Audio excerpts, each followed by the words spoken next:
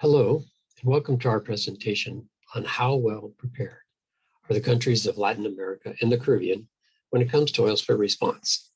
This is a poster on a benchmarking assessment done with respect to oil spill preparedness and response. And I'd like to acknowledge my co-authors, Miguel Moyano with ARPEL, Dario Miranda out of Colombia, and Matt Richards, who was in Curacao and is currently in Alaska. The objective of this poster is to provide you with an understanding of the level of spill preparedness measured in the countries of Latin America and Caribbean using a consistent and internationally accepted tool for that purpose. This analysis helps us understand where opportunities exist for improving spill response and for identifying how neighbors might be able to assist one another to fill gaps and improve their own programs. On the background of this effort, I recognize that the main tools that we used are the ARPEL RETOS tool, the Readiness Evaluation Tool for Oil Spills, and its manual. This is a set of comprehensive internationally accepted criteria developed through a joint effort of industry and governments to assess the level of oil spill preparedness, not just a contingency plan, but also implementation. The tools are really built on the backbone of what was prepared for the 2008 International Oil Spill Conference, a proposed international guide for oil spill response planning and readiness assessment. RETOS is a scalable self-assessment tool, and it uses a broad suite of planning and readiness assessment criteria that are encompassed in 10 different categories. As you can see here, from legislation down to sustainability and improvement. These 10 categories are the suite of all the criteria that are used for the assessment process, but the assessment can be done at 3 levels of comprehensiveness. A basic level, where a program is just being initiated, for instance, all the way up to an advanced level for very robust and well-developed, mature spill response programs. There are 7 scopes of the assessment process, and these scopes are really the checklists that are set up. So as a user, you would end up choosing one of the scopes pertinent to the program that you're going to be evaluating. They're set up for government or industry, for instance, facilities, a fixed facility, or transportation routes, for instance, pipelines or vessel routes. They're set up for government also, so around regions, areas, ports, national programs, and then industry, such as country and corporate programs.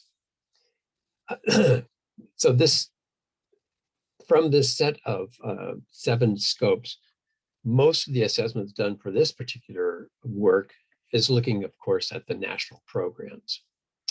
Now, RETOS has been used in over 65 countries to date to really look at the status of readiness and preparedness, everything from national programs all the way down to facilities. On a national level, many of these programs have looked not just individually at a country, but also at regions. So, for instance, we have programs that have looked at the Mediterranean region, programs that are now looking at the Southeast Asia region, or other programs that are looking at Latin America. And the benefit of this, of course, is, again, it goes to the neighbors being able to assist and understand where their level of preparedness sits in context of that regional capability. With a lot of work from both the RAC Remtech Center based in Curacao, as well as the ARPEL offices based out of Montevideo. There have been a number of assessments done in the Caribbean and Latin American regions over the past 10 years. And when we look at those from a national perspective, we've identified that there's quite a range of preparedness in the region. Typically, some of the scores that we've seen in the region for national programs have ranged anywhere from, say, approximately 30% all the way up to 90%. And generally, as a rule, for this level A basic assessment, most of those programs sit somewhere around a 50 to 60%. But when used on a repeated basis, the RATOS program can also inform stakeholders about improvements that are being made and successive gaps that are being addressed, so that a program that was perhaps scored at maybe a 30 or 35% in its first pass, and within a couple of years being rescored, is now somewhere sitting around 60, 80%. And I've seen countries reach over 90%, starting from very lower scores. If we look at the most used scopes in the region of Latin America and South America, most of the scopes that have been used are in the government or industry aspect and in the national government programs. Those are followed by programs that are looking at area programs or regions, like provinces or states, and then looking at government or industry programs that are more transportation oriented, pipeline routes and vessel routes.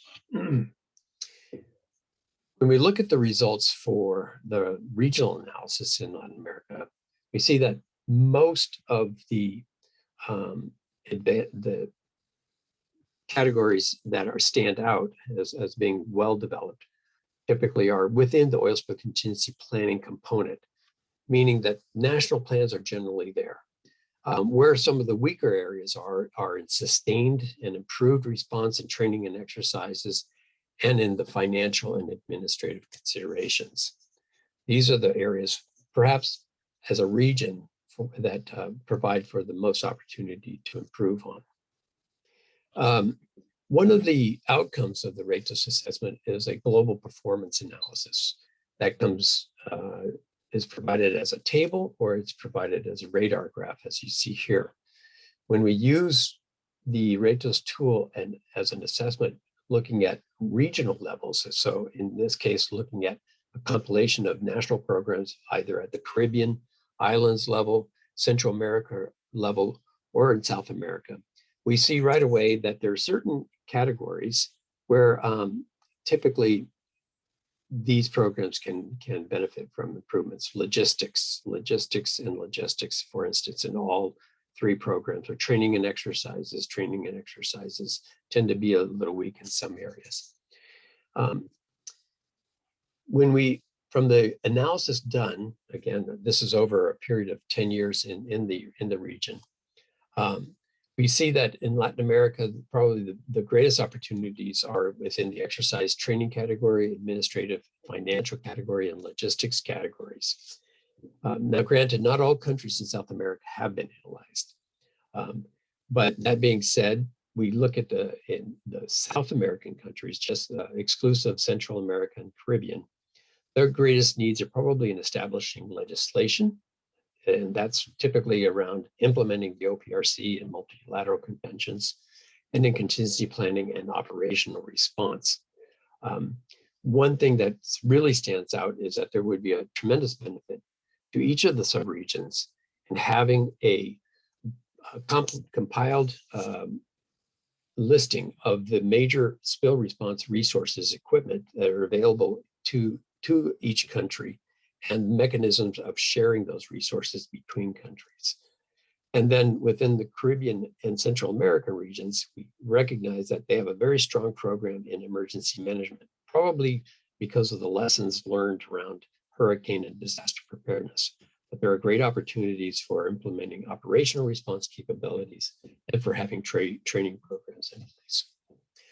We find that government authorities that are responsible for environmental licensing are also finding benefits of using the RATOS tool, because it gives them a benchmark against which they can assess how industry is doing in terms of overall management and improvements over time. Importantly, the comprehensive yet scaled design of RATOS tools provides for effective benchmarking. Regional and sub-regional analyses can drive future IMO activities to address regional gaps and areas for improvement. This is where the benefit for regions is that we can strengthen bilateral and multilateral arrangements and agreements help regions identify solutions to some of the shortcomings at a national level, and ensure that there is a mechanism in place where programs can continue to develop and learn from one another. The RATES tool has proven to be an integral part of national and regional oil spill program assessments, and it directly has contributed to overall spill program improvements throughout the region. Thank you for your attention. If you have any questions, please do not hesitate to reach out to myself or any one of the authors. Thank you.